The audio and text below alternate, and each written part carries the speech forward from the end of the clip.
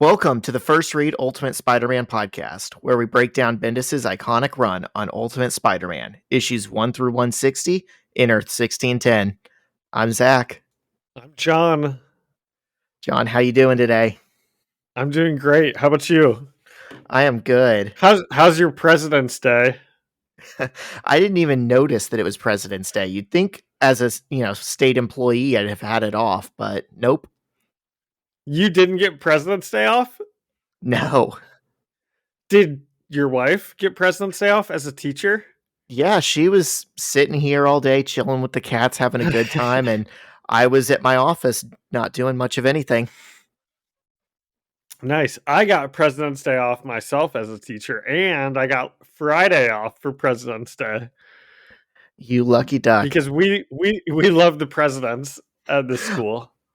That's great. That's very patriotic of your school, or nationalistic, whichever way you see it. So what do we have going on here today? Well, we are doing a night pod on a weekday. We're going to bring the juice. Yep. I've got myself a latte here, and I'm coming in a little hot because I ran out of regular milk, and I decided I was going to let you know that the latte with almond milk is just not as good as the regular one. I know that this is the type of info people tune in for. I'm like, I haven't been tested, but I'm like surely lactose intolerant. So I only know the lattes with almond milk. Well, they're still pretty good. It'll do the trick. Yeah. Now you're just making me wish for like the forbidden fruit of, the delicious diarrhea inducing lattes. Oh my gosh. I feel like, on like a long weekend off where I've got some recovery time, I might try one of those, just see what the deal is.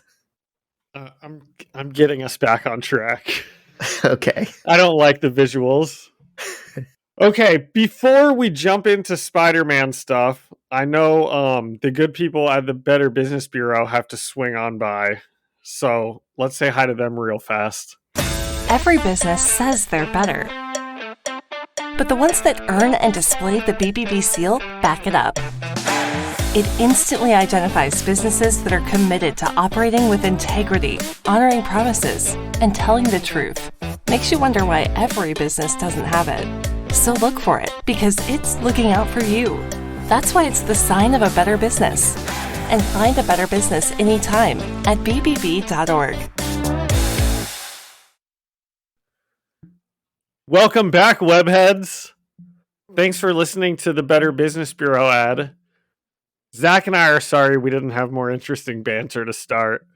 I just now remembered that I saw Ant-Man this past week.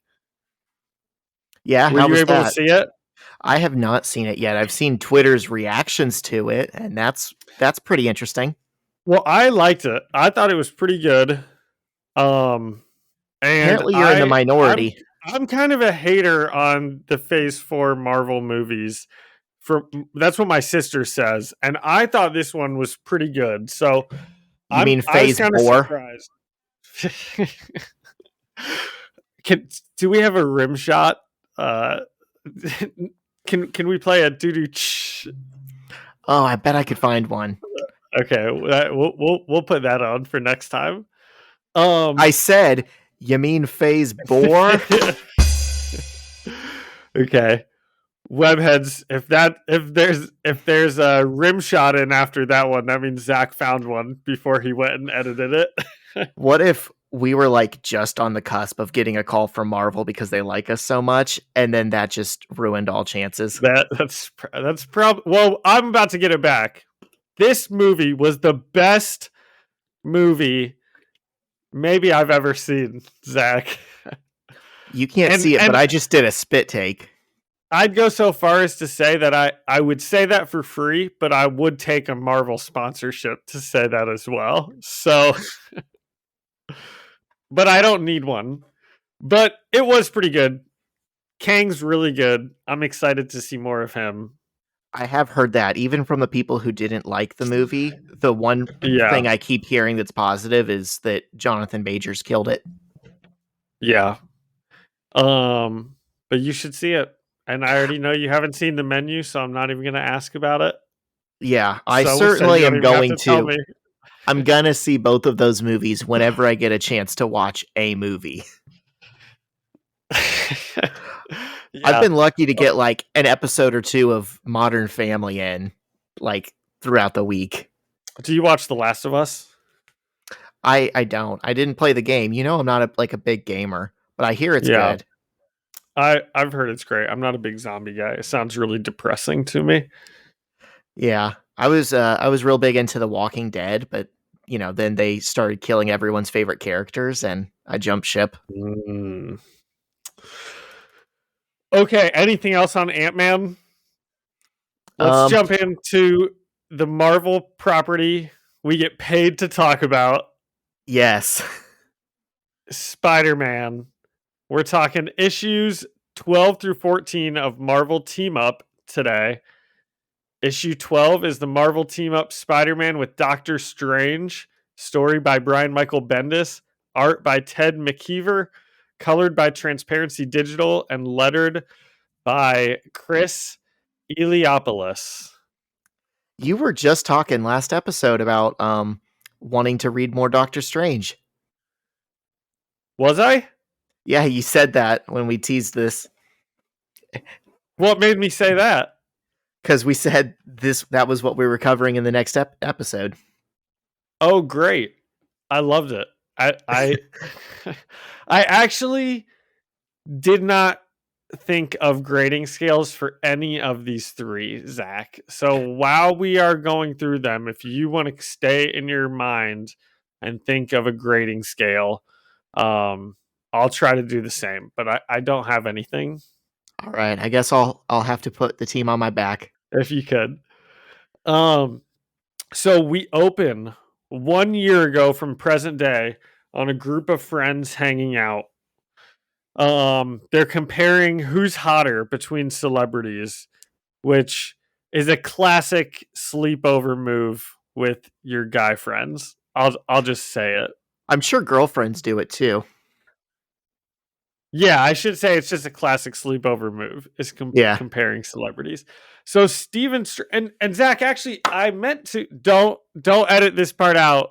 We clap when we make a cut, but that was just a genuine clap. So I'm wondering, when I go through reading these comics, sometimes we get to a point where I'm not sure who a person is, and then later on I find out who they are. So should I recap the comic how I'm reading it, or should I just say what we know? How much of sense did that make? No, I get it. Like, are we presenting it the way the comic presents it? So if someone's like identity is ambiguous for a few pages, we leave it ambiguous. I'm gonna say Yes. I've done that before. In our coverage, I'm gonna say that's our discretion as the podcasters. I'll leave it up to you. I don't Okay. think this is a big climactic reveal.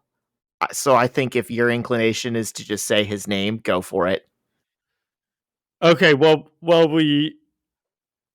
so these group of friends are hanging out, and they're one of them is saying that, no matter which two celebrities we're comparing, if Winona Ryder is one of them, she's the winner.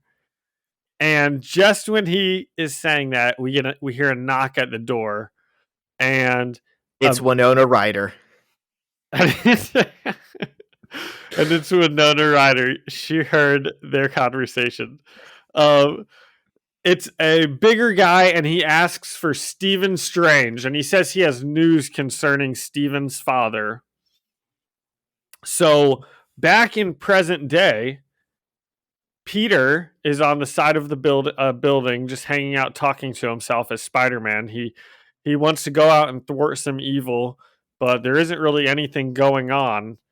And a woman sticks her head out the window and asks if he can stop talking to himself or go talk to himself somewhere else because she has to be at work in the morning. So he's just been sitting on the side of the building talking to himself, like lamenting that there's no crime to be thwarted.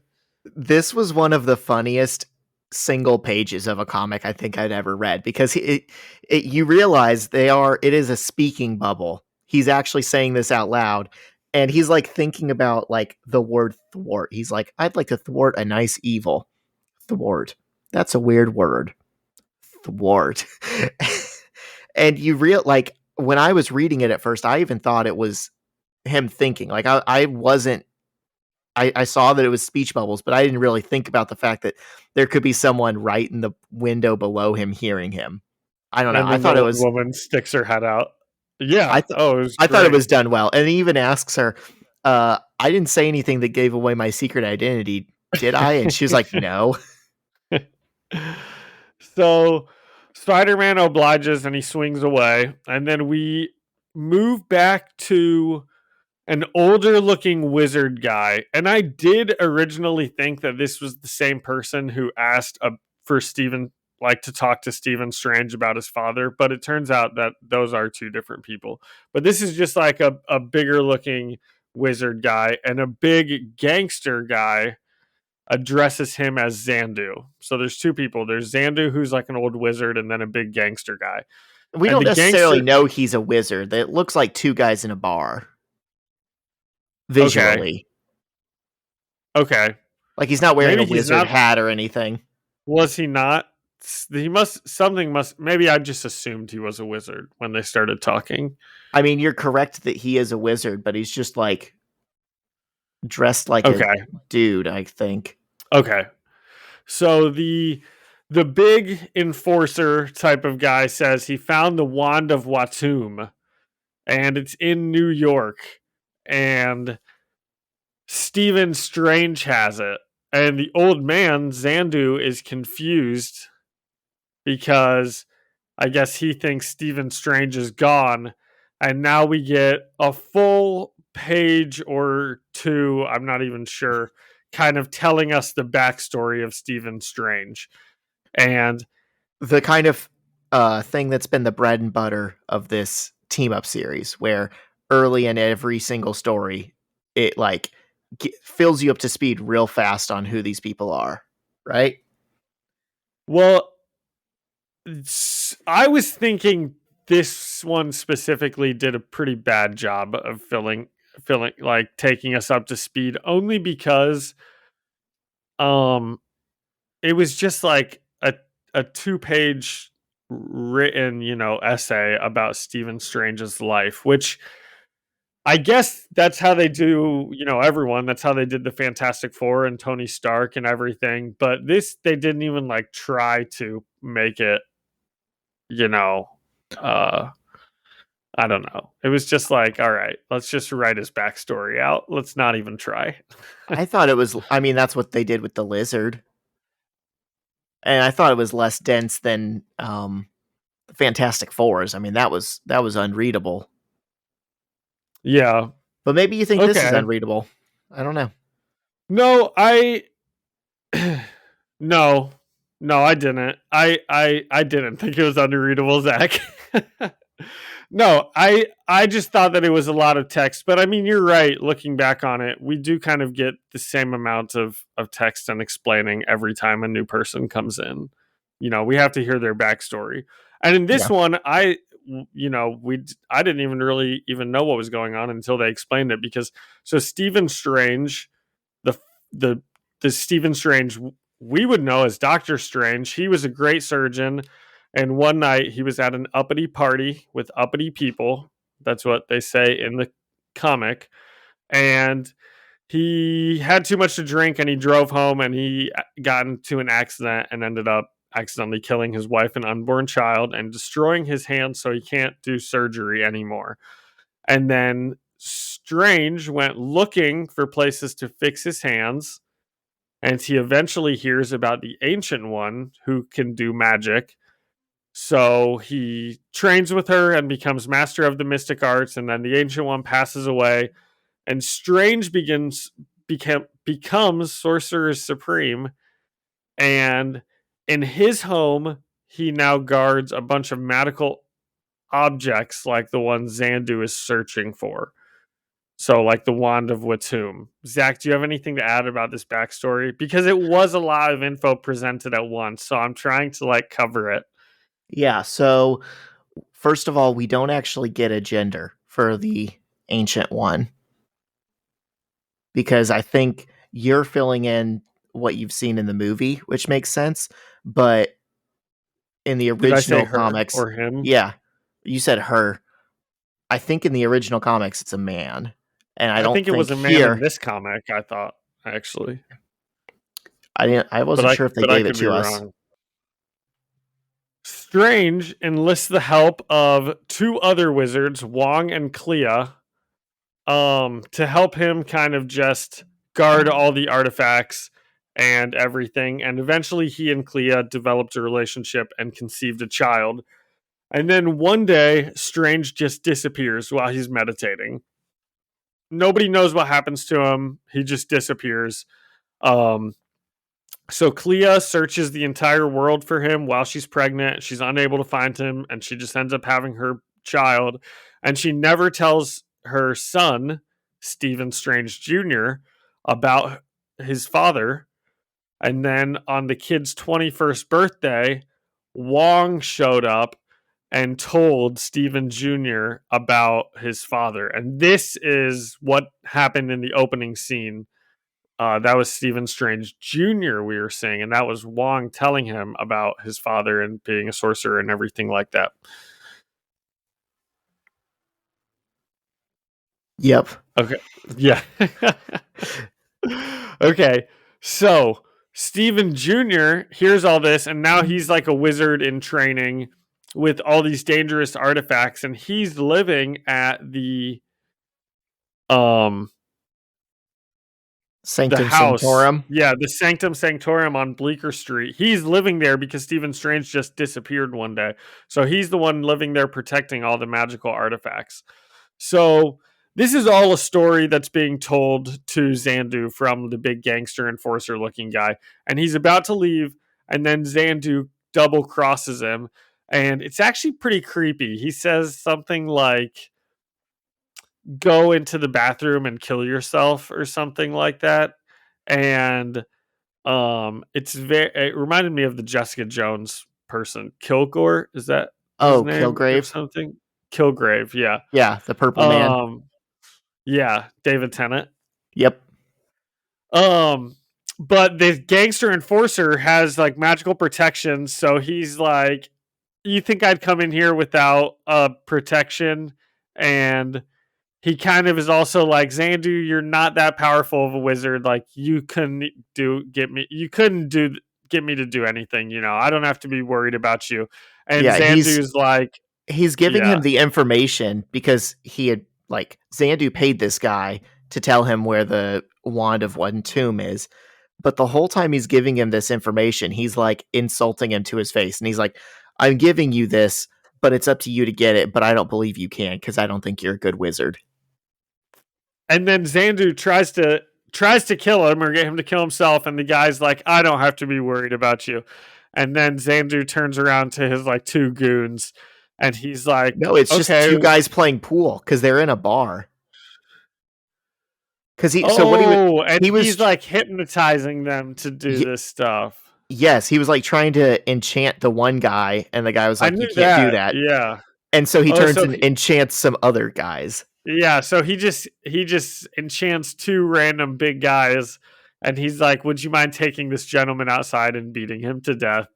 And then that's what they do. So that's what they're doing. And right at this time, Spider-Man happens to be swinging by, and he's like kind of psyched that something's going on when he was about to head home. He's got something to thwart. Yeah. Something to thwart now. Yeah.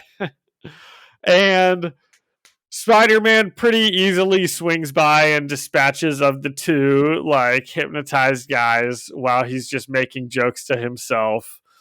And the gangster looking guy tells Spider-Man, your soul is in danger.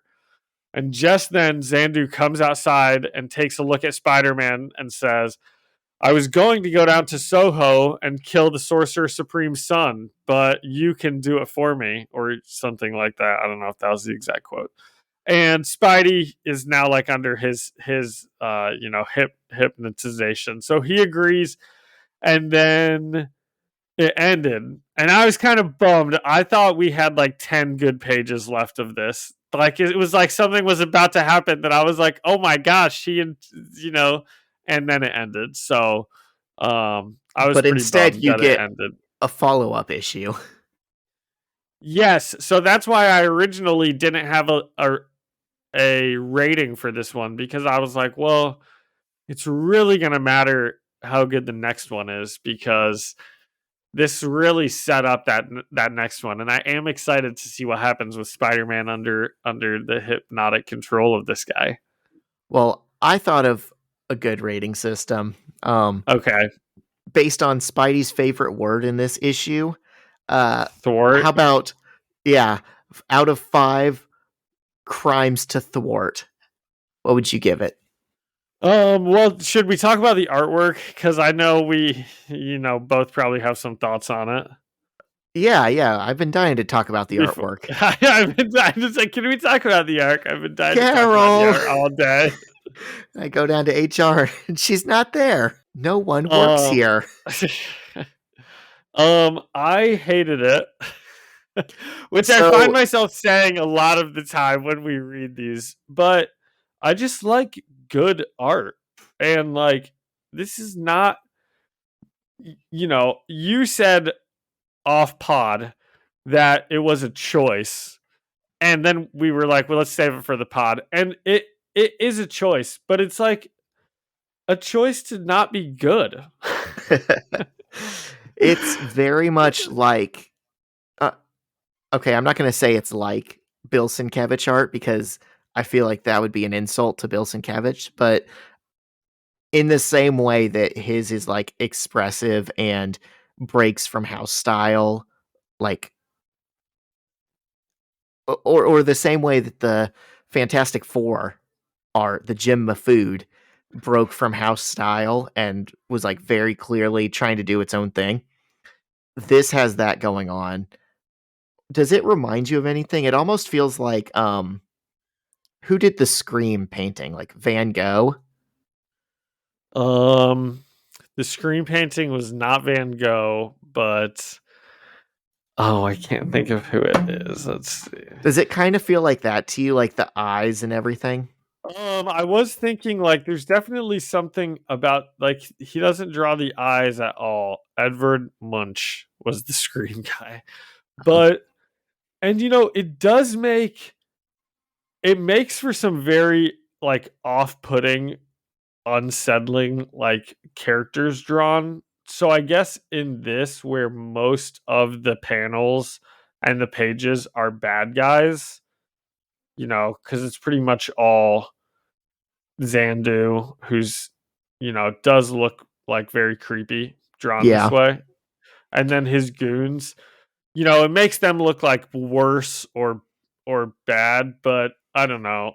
But conversely, it also makes Spider-Man just look atrocious. I mean, he looks like the skeletons in what is it? Not Encanto. What's the Pixar movie about the Mexican kid that like plays guitar? Sing? No, I don't know. You know what I'm talking about? El Coco? Yeah. Coco. I don't know. I didn't see that. You know this song, apparently. I have no idea what you're talking about. Oh, Coco. Yeah, it is Coco. I don't know. His body looks like a cartoon skeleton inside of a suit. Yeah. Yeah, it's all like jagged and misshapen, and it's not like his waist is about 3 inches wide, and then his hips protrude out like, hip bones. I think I would say though, between the way the Fantastic Four was drawn and the way this was drawn and the Bill Sienkiewicz stuff, was he the Punisher? Yeah. Okay, his was still my favorite, and then the Fantastic Four was the worst, and this was in the middle.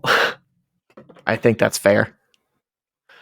So out of 5 crimes thwarted, I will give this 2.5 crimes thwarted. So in one of them, they still got away, but he stopped the robbery. Yeah. I'm pretty much right there with you. I'm going to give it 3 out of 5 crimes thwarted because I like the page of the lady interrupting him, and I thought the Doctor Strange introduction, the actual Doctor Strange, not the you know college student Strange, the father. I thought that was kind of interesting, but this art takes me Yeah. out of it. Yeah. I was kind of bummed right away that this we're not even with Doctor Strange in this mashup. He's just like gone for 20 years. Like when they introduced that into the story, Doctor Strange mysteriously meditated. That's like all I care about finding out for the rest of the story is why did Doctor Strange mysteriously disappear while he was meditating? I don't really care about this side. That seems like the main quest at this point, Yes.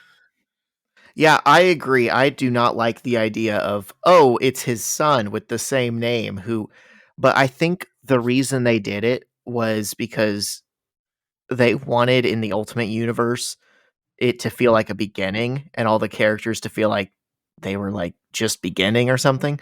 So it's like, Yeah. oh, we're going to have a young Doctor Strange who doesn't really know what he's doing and is learning, but then it's like, Yeah. why tell about the dad at all?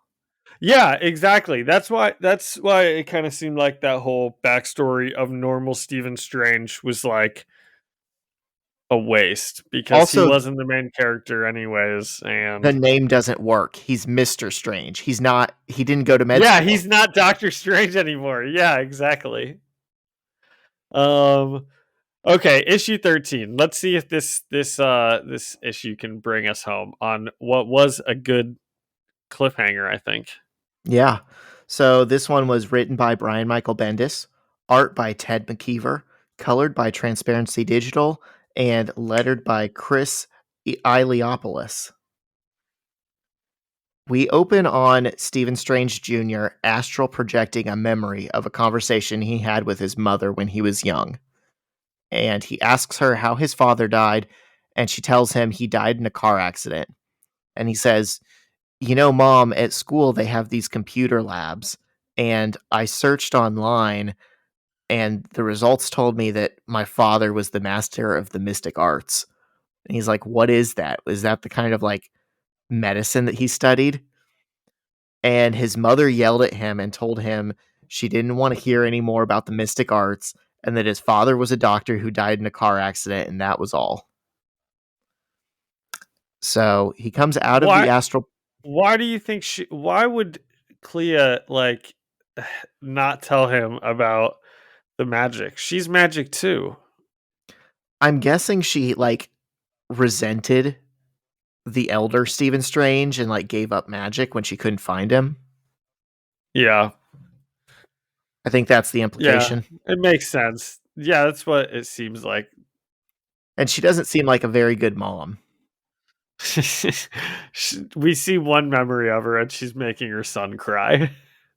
I guess that's maybe not fair. Maybe she was good other than that, but what Stephen Strange says next would imply not. So he comes out of the astral plane and we see that he's meditating next to Wong, and Wong tells him that his time in the astral plane may be more peaceful if he clears his mind.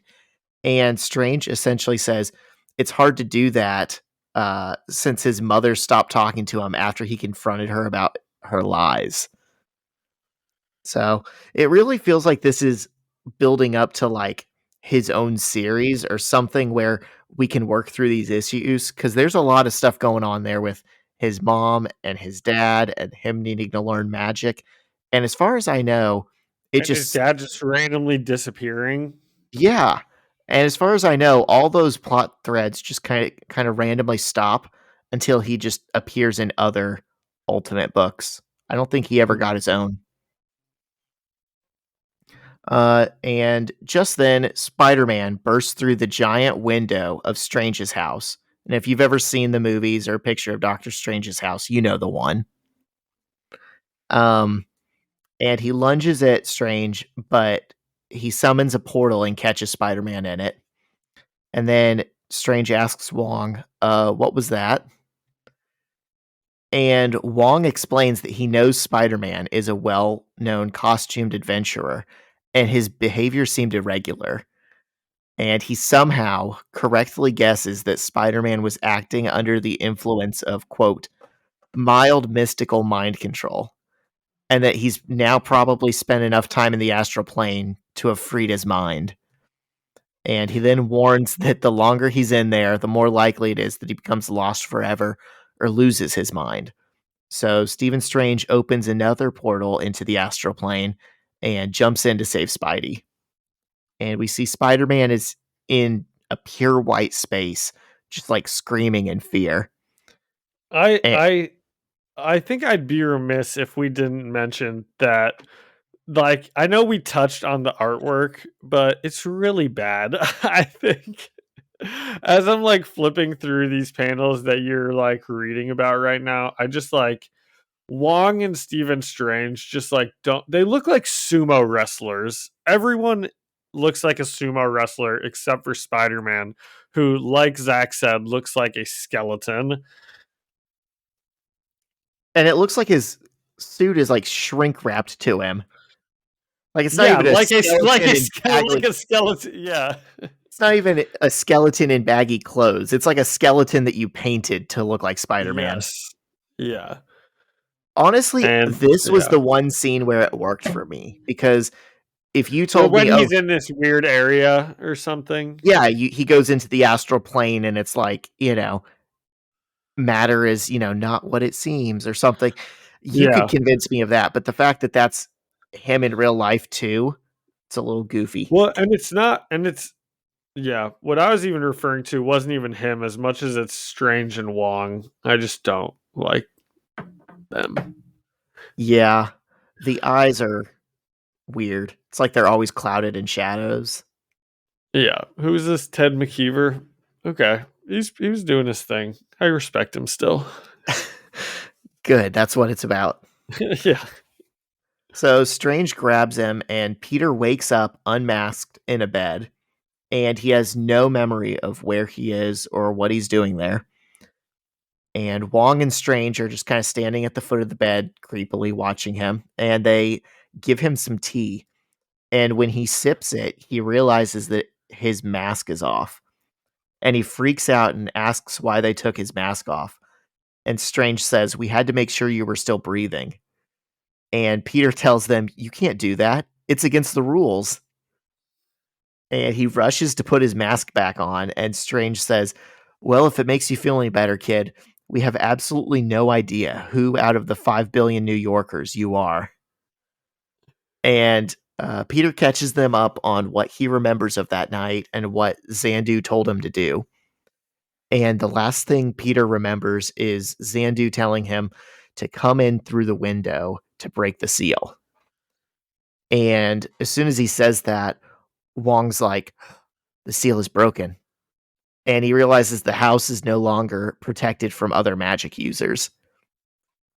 And just then, he hears like intruders breaking in. And he tells Strange to unspool a deception and says he's going to distract Xandu.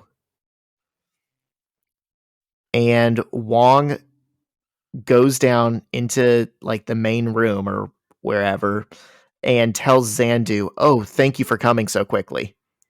And he pretends like he thought Xandu was the police and says, "A man in a spandex suit broke in an hour ago and killed my master." And Xandu attacks Wong and asks him where the Wand of Watum is. And when Wong refuses to tell him, Xandu threatens to torture him with an enchantment. And Wong points to a door, and Xandu blows the door open with his magic. And it reveals a room full of multiple wands of Watum. At least I'm assuming that's what it is. It doesn't really look like a wand. It looks like a golden statue. What is the Wand of Watum? Just like a magical artifact. I'm not a Okay. Doctor Strange reader, but it's like his Eye of Agamotto. It's just a special Yeah. magical thing he has. Okay. Xandu yells, "Trickery! Which one is it?" And Wong answers, "If you were truly its owner, you wouldn't need to ask." And then Wong magically replaces the door and seals it shut. And then Strange, in his full costume, appears behind Xandu, and they engage in a magic fight for a few pages. It was a pretty good superhero moment, I thought, because this is probably Stephen Strange's first superhero appearance. Yeah, as far as we know, this is his first battle or anything. And it honestly looks kind of cool. Like, we haven't been friendly to the art so far, but these pages aren't bad. Xandu defeats Strange, though, at the end of the fight, and says, "Don't worry, novice, I'll find it myself." And he reaches for one of the wands, and just then Spider-Man comes up behind him and punches him in the head, knocking him out. And Wong re-enters the room and suggests a banishment spell for Xandu. And Spider-Man says, or you could call the police. And Wong's like, yeah, or that. So I don't really know which one they landed on, but Spider-Man says, "No offense, but I'm going to go home and pretend none of this happened because I'm freaked out." And as he swings away into the night, Strange says, "Thanks for the help, kid." And Peter responds, "Don't mention it. Ever." Took off my mask. It was pretty good. Spider-Man had some good lines in this one. I feel like that was the fastest issue we've ever been able to recap, but I don't know what else there was in it. It moved pretty fast and didn't have too much to it. Yeah. I don't think either of these first two have had really like that much to dig into. I think the bulk of it was the father's story, which ended up not mattering a bit. Yeah. But this one was good. Spidey had some good moments. The took off my mask under his I don't know. You read it as like under his breath, kind of as he's swinging away. That I did too. Laugh, like he's grumbling. And then he had the line about calling the police, and he had one about maybe it's because it's late, but I'm so creeped out by you magic guys, I can't even think of something funny to say. And that's when he comes in and punches Xandu. Yeah. What did you think? Did you have a rating system for this one? I do. I was gonna say, out of 1,000 fake wands of Watum. Oh, nice. That's a good one. Right when I asked you if you had one, I was like, oh, we could do it out of Wand of Watums. Out of 1,000, we've never had a scale that high. You can get really specific. But based on fractions, we can figure out, what it would be. I'm gonna make mine a crazy high prime number. I'm gonna make mine 614 out of 1,000 fake Wand of Watums. Yeah. It still wasn't my favorite, but I liked it more than I disliked it, and it was a quick read. I'm gonna make mine 561.3 wands of Watum. Did you look up a prime number, and is that it? No, I just made one up. I was like, if I ended in 1, that'll be hard. Because I know anything that ends in like 3, 6, or 9, or anything even, or anything that's a 5, stay away from those, right? I heard of this math problem the other day that has apparently like stumped. I know, dude. That's why I didn't even. It's like the stupidest thing ever, but it's like if you take any number, and if it's an odd number, you multiply it by 3 and add 1. And if it's an even number, you divide it by 2 and maybe do something else. And it's just, I don't even know what the problem is, because they're like, eventually all of the numbers come back down to a loop of like 1, 2, 4, 1, 2, 4, like every single number. And they've been trying to find a number for like a million, like years and years and years, and they've searched like every number, and they're like, we can't find one. And apparently it's a math problem, because they think they should be able to find one. Anyway, John was telling his students about this the other day, and he wrote it on the board. And the next day he came in, and the janitor had solved it on the board. That would be awesome. No, okay. We'll get back into it. I know nobody cared about that, but something we were talking about prime numbers, and it made me think of that. I'm a math teacher, Zach. Yeah, math is a 4-letter word in my house. I did not like it. Issue 14. Are we ready for it? Let's get it. Okay, and I'm going to go through this like you'll see what I mean here in just a second. So issue 14, I'm not sure who it's a team up with, because I couldn't really tell from the cover. Just a pretty lady in some spandex with Spider-Man. So it's written by Brian Michael Bendis, penciled by Terry Moore, inked by Walden Wong, colored by Transparency Digital, lettered by Chris Iliopoulos.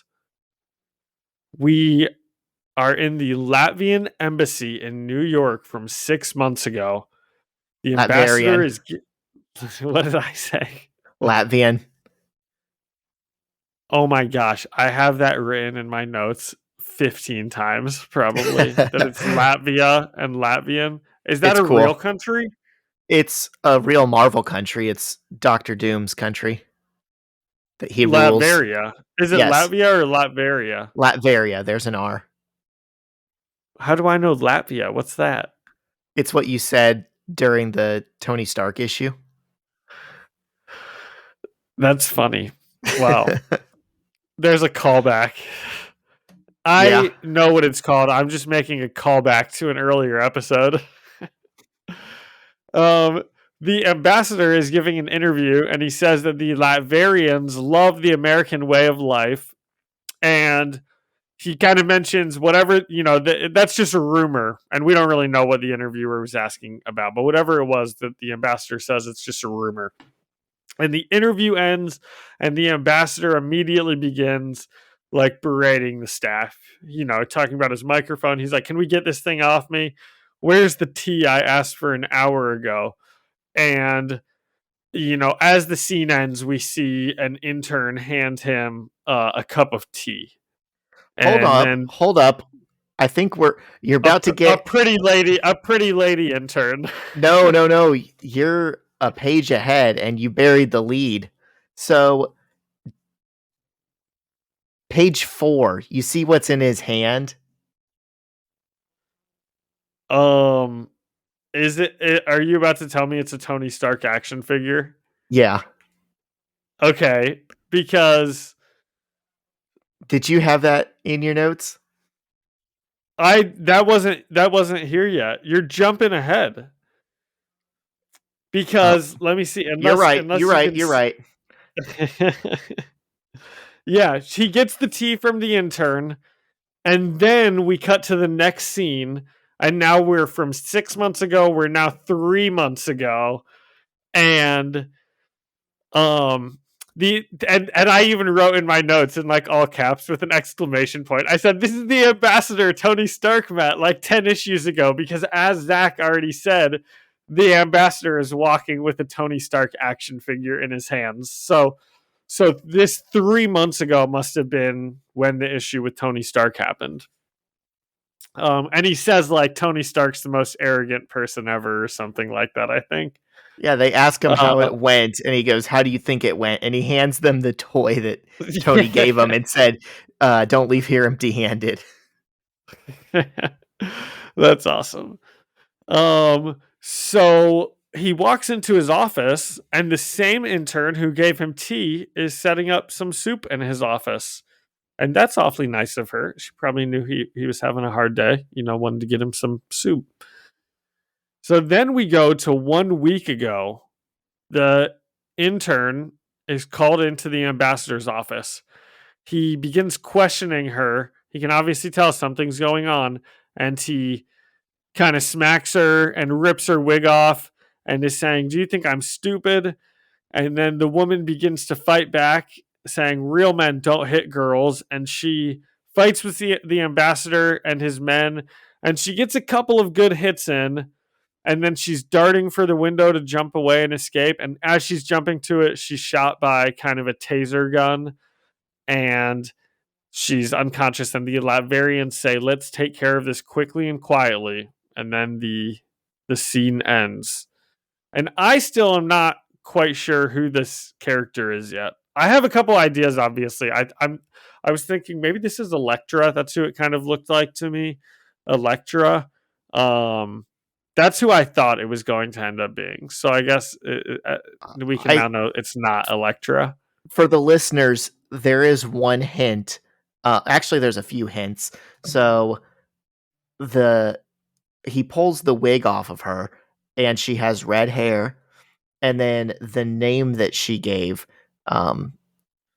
was Nancy Roman. So maybe that's similar to a different name. Yeah. We can just let people know now. It's Black Widow. Yeah. Natasha Romanoff.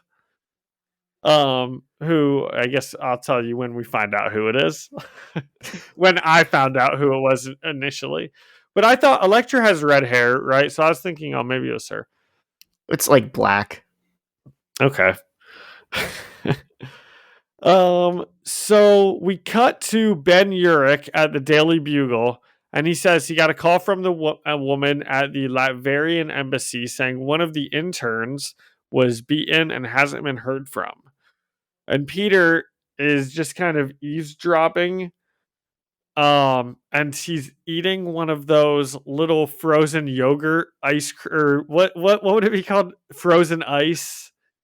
Yeah. Flavored ice with the teeny little spoon, with the teeny wooden spoon. So he's like eating one of those from behind the wall, just kind of eavesdropping.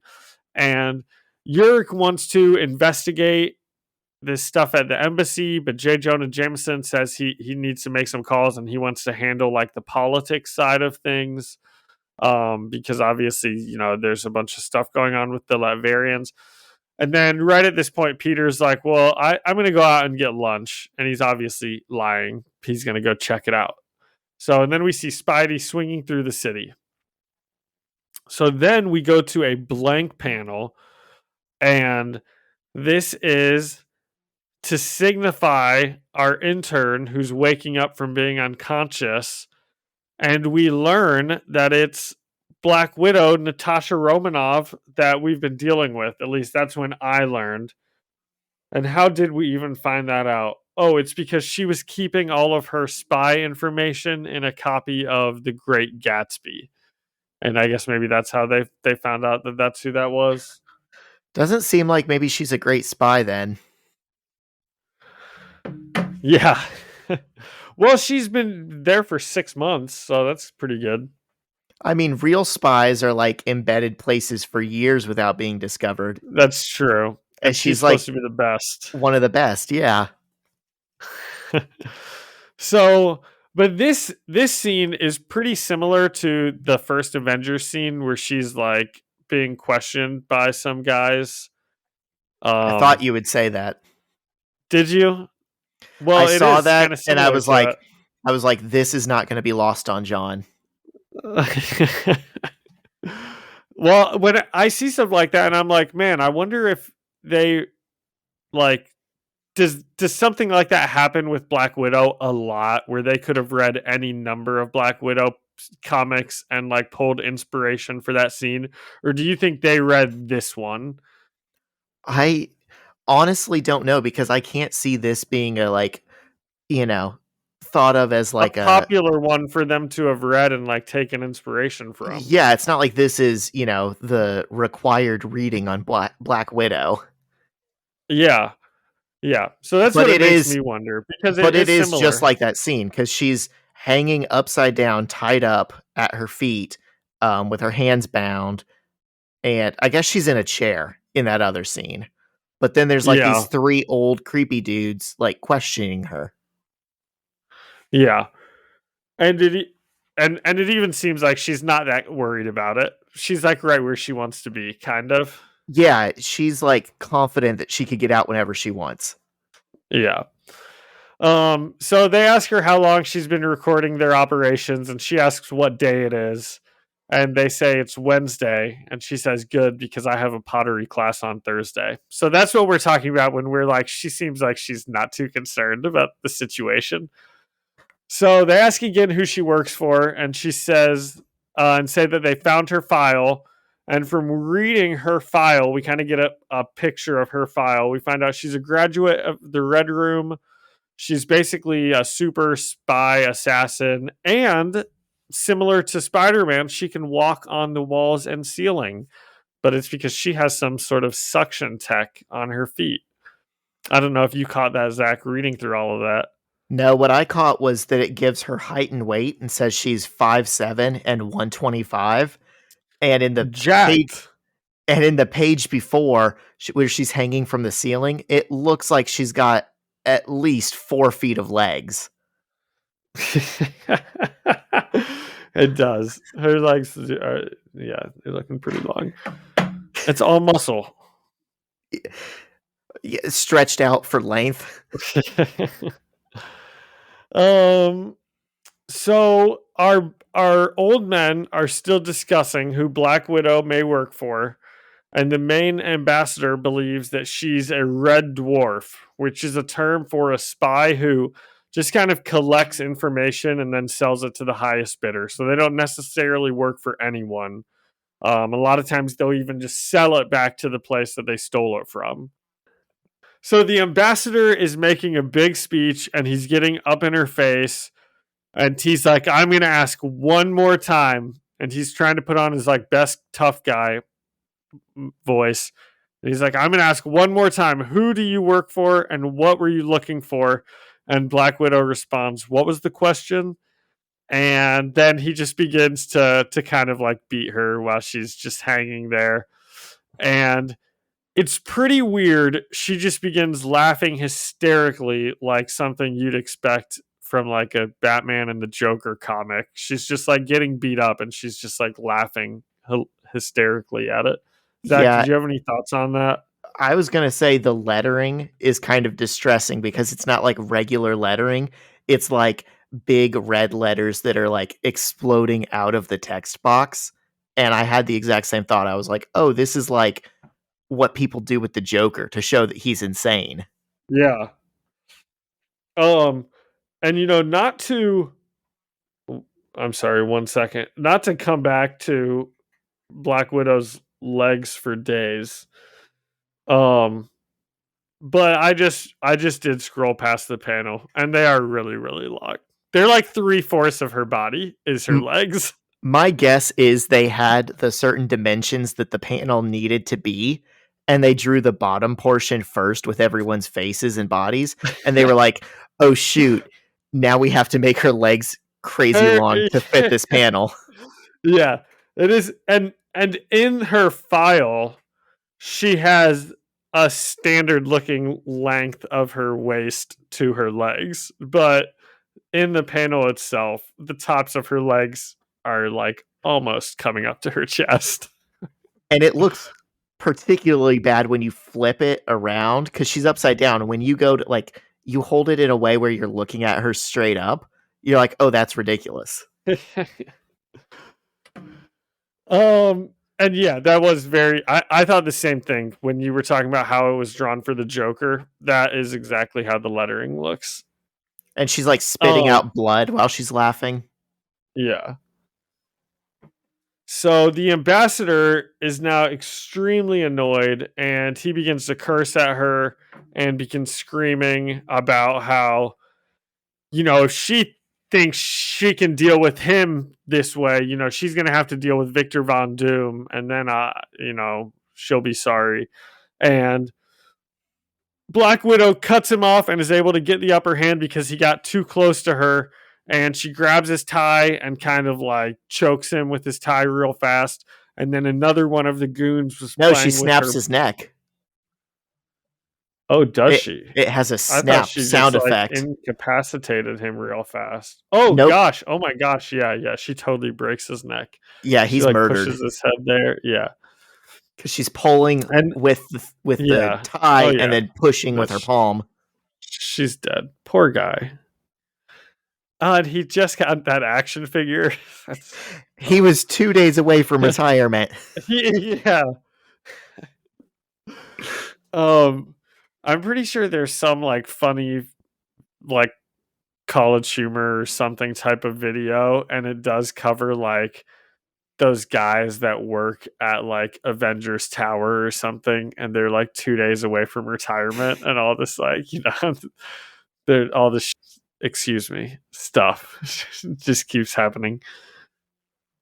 But another one of the goons had Black Widow's belt, so she kind of grabs that from him, and she's able to incapacitate another one with that, and then she's kind of giving another one of the guys is using a gun, and she's like, "What? You need a gun to fight a tied up woman?" And at this point, we switch to Spider-Man, and he's kind of here watching the building also because he was on his way to this embassy anyways because of what he heard at the Bugle, and hears like on the gunshot. outside. Yes, and he thinks everyone's like gone home for the day. He's like, yeah, it looks like everyone's gone home for the night. I'll just like sneak around in here. And then he hears a gunshot and he sees Black Widow running out, and she asks for help, which I thought was a little strange. Was she putting on like a damsel in distress type of role, or do you think she like needed saving or something? I for sure think she's using him. Yeah, she's like, "Can you help me, please?" I was like, this doesn't seem like. So Spider-Man, plays hero and webs up the two guys chasing her, and then we get a really heroic, shot of him with Black Widow, where I think they specifically are supposed to make him look a little more like older and muscular and handsome than, we normally see Spider-Man drawn, because in the very next panel, Black Widow starts coming on to Spider-Man. He's like, "What was that?" And she's like, "Well, it's just a close call." And then she's like, "Gosh, you're so strong and muscular." And she's kind of coming on to him, and Spider-Man, not kind of, she's like got her hands on his chest and is like leaning in. Yeah, she's definitely coming on to him. And Spider-Man calls her slutty. He says, in those exact words. I'm going to read it. He says, you remind me of someone, actually. And she says, yes.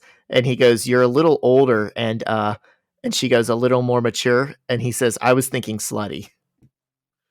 So who does she remind? Mary Jane or Gwen? Who's he talking about? Definitely Mary Jane, the other redhead in his life. Because the red hair. Who he's dating. Well, but I feel like Gwen is like the cool, like sexy person, right, at school, and so maybe that's who he would be, the cool girl or something. But I don't know. You're right. I mean, the red hair, obviously. But it's like, what makes me mad is you talk about like, how he's like maybe a little bit too flirty with Gwen in the main series. He's like 100% going along with this. This I think is more. He calls her slutty. Okay, but is he going along? Look at the next panel. She says, "Do you know what a widow's kiss is?" And he says, Does it involve tongue?" Like, he's not moving. I don't know. It bugged me. I was like, Peter, be a good man. Oh my gosh, I was like, Peter, right on. Scarlett Johansson. Or someone else playing Or the character. yeah. So where were we? We were at the Black Widow's kiss. So she's coming on to him, and obviously I was thinking she must just be doing this to try to distract him. And it turns out she was, because she gives him a widow's kiss and Spider-Man passes out on the ceiling. Well, and what is a widow's kiss? I just figured it was like a poison, so he would like pass out when they kissed or something. I'm guessing it remember the thing with Craven where like you just barely see his hand on the back of Betty Brant's neck and then it's like, oh, she passed out. Look, her hand is like on the back of his neck. I'm thinking she did like a pressure point. Because she does not actually kiss him, but he passes out. Well, I noticed that it didn't actually show them kissing. And I was like, and even if they did kiss, he has a mask on. So that would make more sense if she did something to his neck. Yeah, it's not entirely clear, but we know that a widow's kiss is something that incapacitates No, he doesn't, because he's still like awake talking to her after. I think she must just like kiss him and it makes him pass out or something. Or I think that's what the implication is. She like got him with a syringe or something. Yeah, that could be. Her hand was on his neck. So there's something we're not seeing. Somehow she knocks him out. Yeah. And Spidey sense even goes on when she asks about when she's leaning in for the kiss, but he doesn't move away. You're right, Zach. He had his chance. So Black Widow, not being the good person, with Spider-Man passed out, steals his wrist tech off of him, and then begins hiding from the helicopters that are on their way to the Latverian embassy. And as she's hiding in the shadows, Nick Fury also appears in the shadows. And this is not David Hasselhoff Nick Fury, and it's not Samuel L. Jackson Nick Fury. This is like Nick Fury who's kind of in the middle of the two. It's like the Walmart brand Nick Fury that we saw in whatever that other issue was. Yeah. And he chides Natasha for messing around at the Latverian embassy, almost starting a World War III. And then Fury's men ask what they should do with Spider-Man.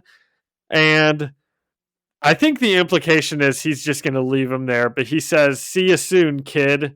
And we kind of get a tease for the Ultimates, which is maybe like a Nick Fury team-up team. And I said, also Nick Fury is now black in this issue, but he's not Samuel L. Jackson yet. I think he was I black. thought he was white David Hasselhoff in the last one we saw, but maybe I'm misremembering that. Oh yeah, there was one like that. Well, I think we've definitely seen at least one version of him black, right? Because it also was not Samuel L. Jackson. Yeah, I guess if we already saw him in a Marvel team up, then it was probably this one. I think the main takeaway is this is still Bendis's idea of how the non-Spider-Man Ultimate Universe is going to play out, and that's not what ends up happening. You know, there should be no Latverian embassy. Nick Fury should look like Samuel L. Jackson. Like, this is in line with what we've seen from Bendis so far, but not in line with what is about to be shown in Ultimates. And since you mentioned that tease, the Ultimates is actually the Avengers, but in this universe, they're called the Ultimates. And and Nick Fury's still like the leader of them. Yeah, that's where he actually will look like Samuel L. Jackson, and it's honestly a pretty good series. I like Ultimates, and I like Ultimates 2, and I was considering making us read them for the pod, but that they have nothing to do with Spider-Man. But the first one is like the actual inspiration for the Avengers movie. So whether we read it or not, I'd recommend. I think you would like it. Okay. Yeah, I might have to check that out. Do you have a rating system for this one? I'm going to say out of 10 callbacks to Iron Man action figures. Because wasn't that... Out of Didn't we use Iron that Man as a... action figures? I Well, think no, we might have done out of Iron Man action figures, so we could Yeah. just do the same. We could just do out of Iron Man action figures. the first ever repeat metric. Yeah. I will say I will give this one 75 out of 100 Iron Man action figures. Were we doing it out of 100? Well, I didn't want to cut one in half, so I didn't want to do 7.5, so I had to up it. Okay. Yeah, I'm gonna give it a 7 out of 10 Iron Man action figures. What'd you like Yeah. about it? What worked for you? I was about to say, we didn't mention the art, which just means it was drawn well. Like it means it wasn't drawn horribly, but I mean it was actually drawn well. It's like Marvel House And- style. Yeah, it was an interesting one. I like Black Widow, and she was doing her thing. That was kind of fun at the start, seeing the intern pop up, 6 months ago, and then 3 months ago, and then like 1 week ago. Like you could kind of tell. Like I was hoping that there was going to be something to her, like giving him tea or soup or something. Like maybe she was slipping him something, but I don't know. I thought it was good. I like Black Widow. We got some good Spider-Manning in here. It was just a good one. I think that's a good point. It would have been cool if there had been a payoff to like the soup scene. I think it was just her And the building tea. trust. And the tea. Yeah. Yeah. I like it. I think you're right, and that's kind of funny that whenever we don't talk about the art, it probably is a sign of approval about the art. I think from now on we're not going to be talking about that much art because we are almost done with the team up series, and then in the Ultimate Spider-Man series, it's just like Mark Bagley for years and years and years. So these are like some of our few forays into like different art styles, and that's almost up unless we read Ultimates. So what is your action figures? I said 7 out How of many 10. action? Oh, did you? Okay. Yeah. Okay. So we were pretty close on all three of these. Yeah. I liked her personification in this. I don't know that it's Black Widow. I don't know that it's the same as what it will continue to be in this universe. But it was cool for here. Yeah. I kind of judge it based on, can I see like the characters in the movie being the same character that we see in this comic, which is probably not how they should be judged, especially since the comics obviously came first. But that's how I know it seems like a good characterization, because I'm like, oh gosh, I could see like Scarlett Johansson doing all of these things as Black Widow. Like this is just like perfect Black Widow, So I thought it was good. So I'm curious, based off of that, in your mind, when you read the Spider-Man we're following, which actor is playing him? Usually it's Tom Holland in my head. I guess without like thinking about it, it's Tom Holland. Yeah. Okay. Yeah. That's funny. Tobey Maguire is a grown man. I don't normally put actors to the page unless it's very clearly meant to be that actor. Like I'm thinking maybe the one time that I do it is like in Ultimates or later in the Ultimate, books when they have Nick Fury, because he literally is like a caricature of Samuel L. Jackson. You can't see it as anyone else. Yeah. I think when we read Spider-Man, actually, I don't put a Spider-Man on him, because we've read enough that Spider-Man's like his own person every time he gets written. But this one's a different person. these issues where like Tony Stark comes in for like 2 issues, like I obviously think about him as Robert Downey Jr. or like Black Widow, or when we see like Daredevil or Punisher or something, I like compare it to the thing I've seen them in. Gotcha. But at this Okay. point, we've seen Spider-Man in a million different things. Yeah. So I've got a question for you just about the Ultimate Marvel team up, and then maybe we can touch on like final thoughts on the series next week after we finish it. But are there any characters that you feel like they missed out on that you would have liked to have seen Spider-Man team up with? Ooh. Let me think. Are there any for you while I think? I mean, it's hard for me because I know which ones he's going to get around to in the regular series, but there's at least one or two that it feels weird to me that they didn't do. Well, let's see. He never teams up with Captain America. That's one that I was Captain thinking. America is my favorite, but I don't know if Captain America I've never seen Captain America outside of the Marvel movies, so I don't know if he would still be my favorite and not portrayed by Chris Evans, Steve Rogers. But he didn't team up with Thor either, did he? Those were the two that I was like surprised because they hit on some B-listers without hitting on those two A-listers. Yeah. It would be nice to see more Daredevil, but I don't think we're going to get him for a while, are we? He'll show up in our regular series. Okay, nice. They're a good combo. Yeah, I like when they work together. So Okay. that was a good little segue for next week. Will be our final week with the Ultimate Marvel Team Up series. We're going to read the last 2 issues, 15 and 16. Ooh, wow. And we'll have to do a final grading. We will do a final grading. We'll do maybe like a post-mortem on this series. Part of me wishes it just kept going on, but I think it did what it was intended to do.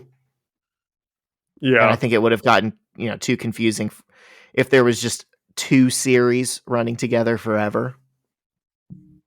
Yeah. Ooh, I'm also thinking Ghost Rider. That would have been fun. I don't know. I've never seen Ghost Rider in anything. Do you know who Ghost Rider is? The Nick Cage movie. I know Ghost Rider like judges you or something, and he like kills you if you're a bad person, right? The spirit of vengeance. Yeah, it's very silly. Yeah. It's like if you took the Punisher's whole deal and then made it even more cartoony. But it was Nick Cage, right? So yeah. That had to be good. I don't know, never saw it. Well, I have something interesting for this week, Zach. Not to move us along if you still had more Marvel stuff. Nope, I was just about to ask you. I think that concludes what we got for the issues. What do you got? Okay. Well, this nobody will care about, but I know we've talked about cats a couple times the past couple weeks, and I heard something interesting about cats from my sister. And it's also kind of mean, but apparently cats are like the only animal. Oh, this is what it reminded me of because we just talked about Man-Thing. Okay. And Man-Thing, he like, it's not like he wants to like be a scary monster. He just like is drawn to the fear of others, right? So he like lives off of other people's fears. And it made me think of this because my sister told me cats are like the only animal that when they have prey, they won't just hunt their prey. They will terrorize their prey until it is like too scared to continue running away. And then they will kill it. Is that like why they play with their food? Like, yes. Like they'll take a mouse and let him think he's getting away and then grab him again and throw him up or something? Yes, exactly. And they just like run around. And I have experienced this because years and years ago, a mole got into my house and the cats just chased it around the house, not catching it, just running it around the house and like batting it every so often. And then eventually, it just died. It got batted too many times. But the poor thing must have just been like terrified. And How that's did a you cat not? thing. That's How a did you cat not thing. intervene and get a mole out of Dude, your house? I could not catch this thing. I tried to catch it. How was I gonna? I tried to catch this thing. It's so quick. You made it sound. You didn't say that though. You made it sound like you were just sitting there on the couch watching this happen. Yes, with like my feet up, like screaming in terror every time the mole would run around. Yes, I was like trying to catch it for a little bit, and then I was finally like, I can't. I'm going to bed. And in the morning, the cats had gotten it. I could not go to bed. You would not catch me asleep if there's a mole in my house. If you I'm not saying you did it wrong. I'm not. No, Zach, I'm not you're throwing right. stones from my glass house, but no, the thing is, you are right. But here's the situation: moles are blind, so they won't run across the middle of the house. They just scurry along the walls, and they're moles. They try to mole into stuff, So this mole was scurrying along the walls, and I'm trying to catch it, and I think I have it cornered, and I'm like about to get it, and it burrows between the step and my carpet underneath the floor. And at that point, I was like, I'm going to bed.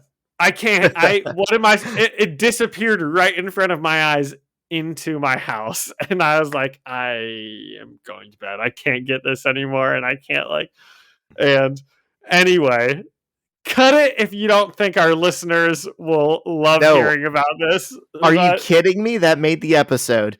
I'm just imagining you like Bill Murray in Caddyshack just trying to kill this thing. That is what it felt like. But now I just feel bad because the cats tormented it, and they did it on purpose, apparently. I got to knock on wood because as I'm saying this, I'm realizing like I have been pretty fortunate to not have any unwanted critters in my house for a while.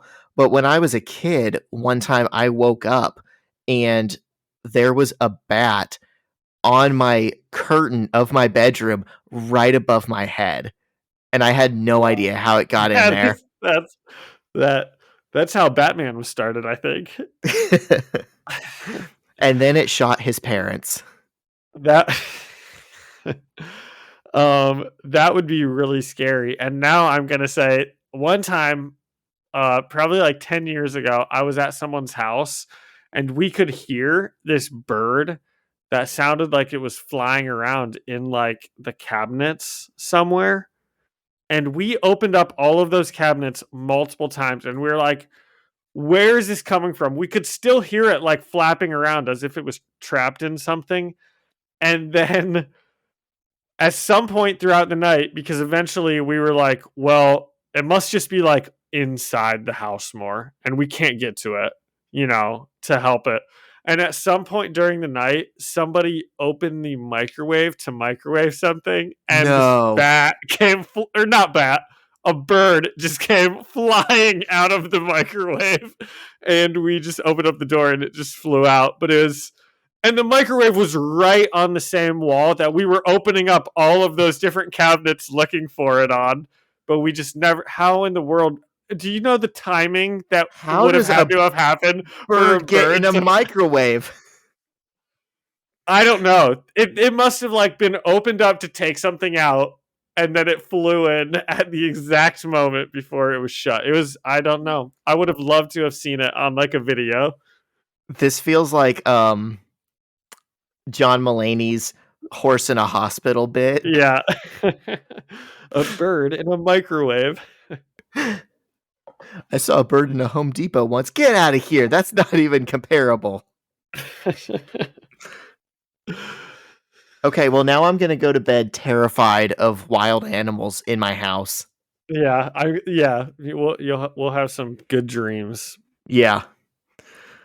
All right. All right, so next week we got Ultimate Marvel Team Up. We're finishing it off. Issues 15 and 16. Do you want to tease who we're looking at?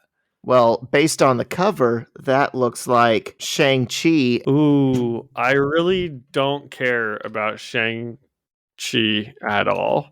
Did you see his movie? I did, and it was fine, but I didn't care about it. Yeah. But I'm a hater. Phase Bore, right? Right, Phase Bore.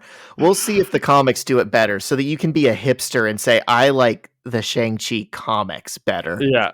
Well, and I liked it fine, but I just need something to happen in those movies, like the quantum, like Kang. I need something big going on. Wasn't there a kaiju battle at the end? there was What more a big do you want dragon than battle. that? There was the kaiju battle was in Moon Knight.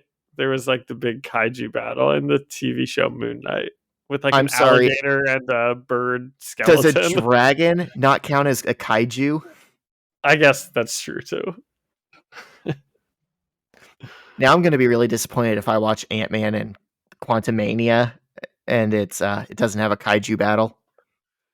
I don't think you'll be disappointed. Oh, okay. I'm not saying it has a kaiju battle, but it has enough big things battling that it's good. Okay. I'll look forward to that. Yeah. All right. I think that's all we got for this week. I think that's it.